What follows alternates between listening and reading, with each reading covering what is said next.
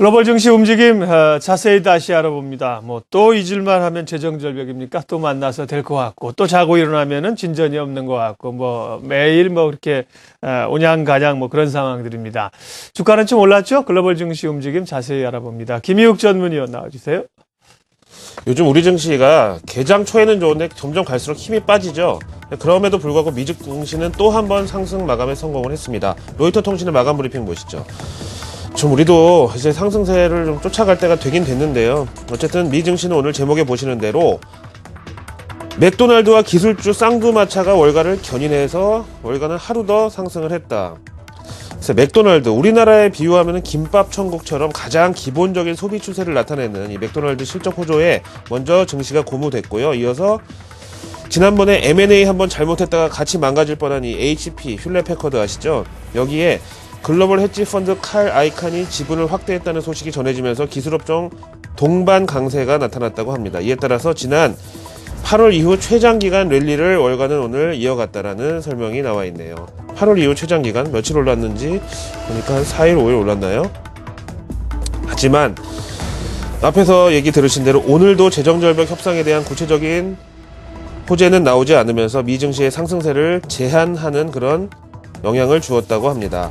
근데 지난번에도 말씀드렸지만은요, 이 재정절벽이라는 이슈는 이미 악재로서의 영향력, 리스크로서의 영향력은 시장에 한 80% 선반영되어 있다고 생각을 하는데요. 다시 말하면은 재정절벽 협상이 완전히 깨지더라도 시장에 반영될 악재로서의 영향력은 한 20%밖에 안 남았다. 반대로 이 재정절벽 협상이 완성되면 주가는 스프링처럼 튀어오를 에너지를 지금 응축하고 있다. 이렇게 말씀을 드리고 싶네요.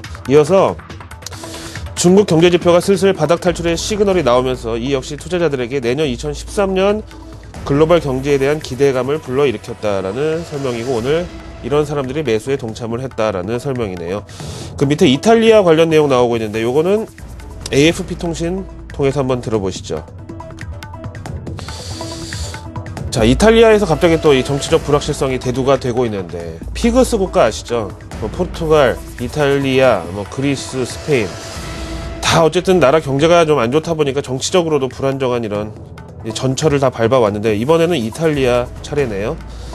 지난해 마리오 드라기 유럽중앙은행 총재와 함께 유로존의 슈퍼 마리오라는 별명이 붙었었던 이탈리아의 마리오 몬티 총리가 그동안 추진해 오던 개혁안이 자꾸만 이 반대에 부딪히자 본인이 책임을 지고 사퇴를 했는데요. 이는 뭐 전 총리 베를루스코니가 지난 주말에 자기가 다시 총리를 맡아야 되겠다, 제대로 못한다, 이렇게 발표를 하면서 마리오 몬티 총리는 그래 어디 한번 네가 해봐라, 뭐 이런 정치적 이런 싸움으로 볼 수도 있겠고, 여기 보시는 표현대로 퇴임사에서 파퓰리즘을 경계해야 된다, 이렇게 얘기를 했죠. 지역 언론에서도 이제는 제목에다 이렇게 파퓰리즘에 대한 얘기를 했고요. 그렇지만 이탈리아 국민들은 바보가 아니다, 이런 파퓰리즘성 정치 공세에 속지를 말자, 이런 얘기인데요.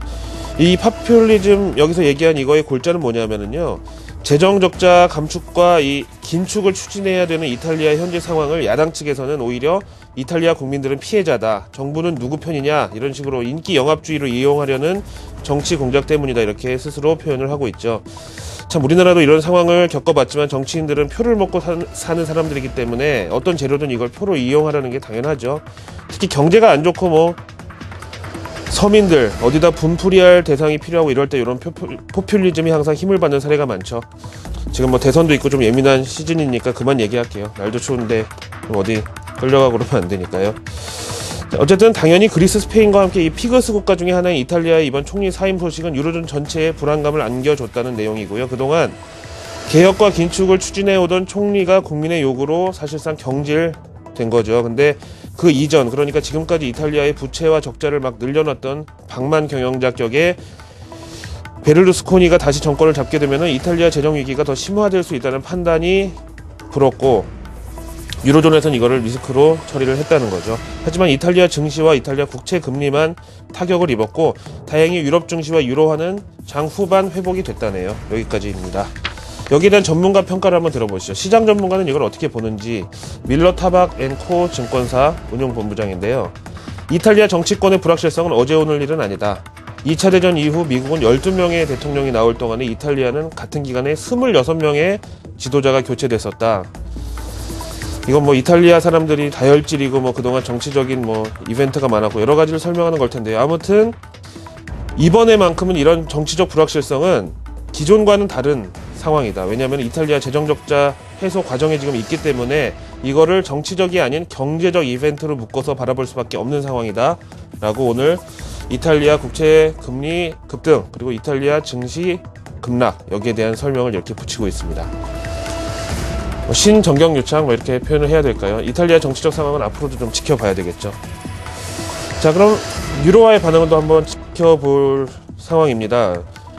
유로화하고 코스피 증시 동조화의 경향에 대해서 일단 체크를 먼저 해보시면요, 지난 3개월 동안 약간의 갭은 뭐 순간적으로 발생을 합니다만 동행하고 있는 상황이고요. 근데 최근 일주일 들어서 코스피가 이렇게 아웃퍼폼하고 있는 상황이죠. 이거는 뭐 미 증시 분위기를 따라가는 걸 수도 있고 외국인의 저가 매수가 들어온다. 근데 어쨌든 유로화가 오늘 보시는 대로 하락을 했다가 이탈리아 소식을 극복하면서 다시 이제 반등에 나선 것은 오늘 우리나라 코스피 증시에 당연히 유익한 현재 팩트로 보시면 되겠습니다. 자, 다음 내용으로 넘어갈게요. 미국 기술업종이 오늘 반등을 주도했다고요. 우리나라에도 뭐 상당히 기분 좋은 소식일 수밖에 없는데 또 다른 잔잔한 리포트가 하나 나왔더라고요. 아이디스 리서치 보고서 보시죠. 지난번에 보여드렸던 이 IDC라는 전기 전자업종 전문 리서치 기관의 보고서가 되겠는데요. 이번에는 제목이 이렇게 붙어 있는데요. 삼성과 애플 시장 지배력이 더욱 확대된다. 그리고 앞으로도 그럴 것이다. 그 밑에 표를 바로 보시면은요. 삼성전자의 스마트폰, 타블렛 PC, 그리고 이제는 갤럭시 카메라도 여기 포함되어야 되는데 이런 스마트 기기들의 시장 점유율이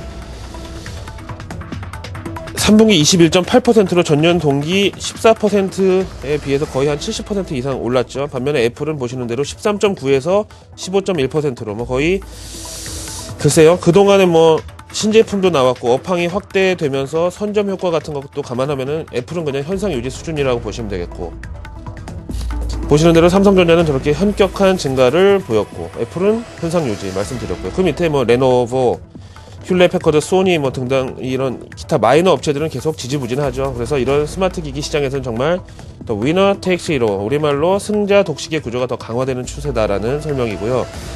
밑에 내려가서 이 막대 그래프를 보시면은요. 전통 PC 그러니까 노트북과 데스크탑은 이제 더 이상은 줄지 않고 계속 기존 수요가 유지는 될 것으로 보고 있고 대신에 스마트폰과 타블렛 PC 판매량은 빨강색, 노란색으로 지난해 9억 유닛에서 이제 2016년에는 올해 이 예상치 한 2배가량 늘어나는 21억 유닛까지 판매량이 확대될 것으로 전망했습니다.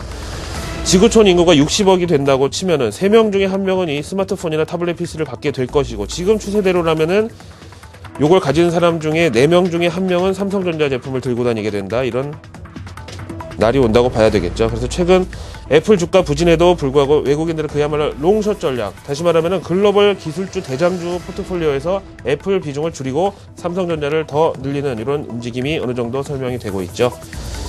자, 마지막으로 MSCI 한국지수 통해서 오늘 우리 증시 외국인 매매 동향을 한번 예측해 보기로 하죠. 미 증시 상승분보다 좀 더 크게 올랐죠. 0.64% 오르면서 61.22를 기록했습니다. 연일 기관이 물량을 쏟아내고 있어서 그렇지 지금 최근에 외국인 순매수는 정말 무시할 수준이 아닙니다. 사실 외국인만 갖고 보면 코스피가 지금 2000선을 넘어갔어야지 정상인데요. 지금 뭐 기관들 저렇게 외국인한테 넘긴 주식을 나중에 얼마에 다시 물량을 받아오려고 저렇게 계속 팔기만 하는 건지 저도 참 모르겠는데 과연 이 연말 장세에 대응하는 전략이 어떤 건지 저도 궁금해요. 개인 투자자들 입장에서는 야속하기만 하죠. 어쨌든 MSCI 한국지수 61.22는요. 외국인들 투심으로는 코스피 2000선 넘어가는 거를 당연시하고 있는 지금 현재 상황이다. 그래서 어제 뭐 한 3천억도 샀고 지난주에도 계속 몇천억씩 순매수하고 있는데 오늘도 역시 외국인 매수세는 이어질 것으로 본다고 말씀을 드리겠습니다. 내용이 많아서 좀 나중에 많이 좀 헷갈렸네요. 자, 글로벌 마켓 나우 화요일 순서는 여기까지입니다.